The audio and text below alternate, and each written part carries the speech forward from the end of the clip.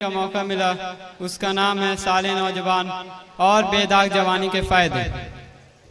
मोहतरम सामईन, जवानी अल्लाह ताला की बहुत बड़ी नेमत है।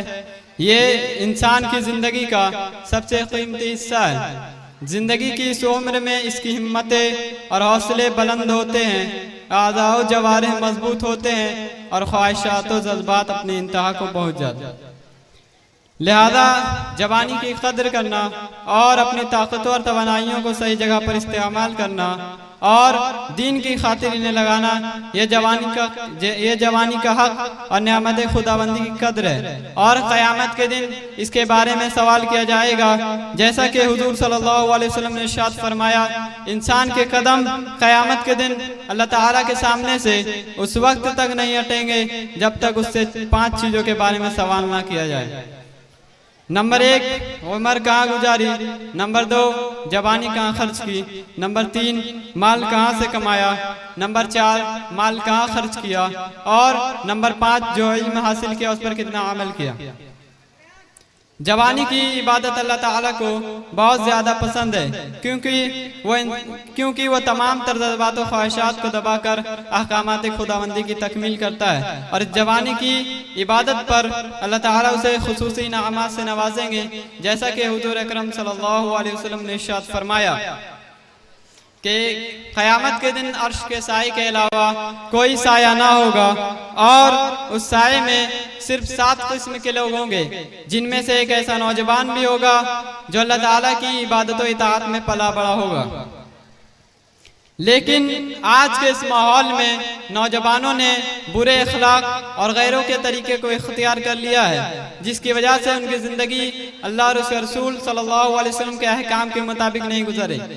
बेदीनी, बिगड़े अखलाक वाले माहौल और बेहयाई के अड्डों ने नौजवानों को दीनी तालीम और जन्नत वाले रास्तों से हटाकर जहन्नम वाले रास्ते पर डाल दिया है। लिहाजा नौजवानों के लिए ज़रूरी है कि वह जहन्नम वाले रास्ते से हटकर अपनी ज़िंदगी को अल्लाह और उसके रसूल सल्लल्लाहु अलैहि वसल्लम के अहकामात के मुताबिक गुजारे और आने वाले फितनों का डटकर मुकाबला करे।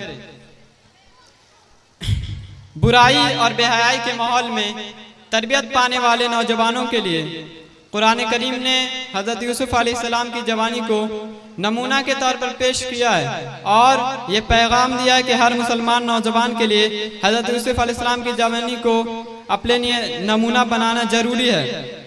अगर हमारे मुआशरे का नौजवान इस दुनिया में फैली हुई बुराई और बेहयाई से एतराज़ कर ले और अपने बारे में फ़िक्र करने लगे, तो मौजूदा ज़माने का कोई भी ख़तरा हमारे ईमान और साले नौजवानी को नुकसान नहीं पहुँचा सकेगा। और एक हदीस में हुजूर सल्लल्लाहु अलैहि वसल्लम ने इरशाद फरमाया कि तुम में सबसे बेहतरीन नौजवान वो है जो बुजुर्गों की मुशाबियत इख्तियार करें। चुनांचा अल्लाह ताला के भी तरीका यही कि अल्लाह ताला ने इंसानों को नेकी और बुराई दोनों का इख्तियार दे दिया।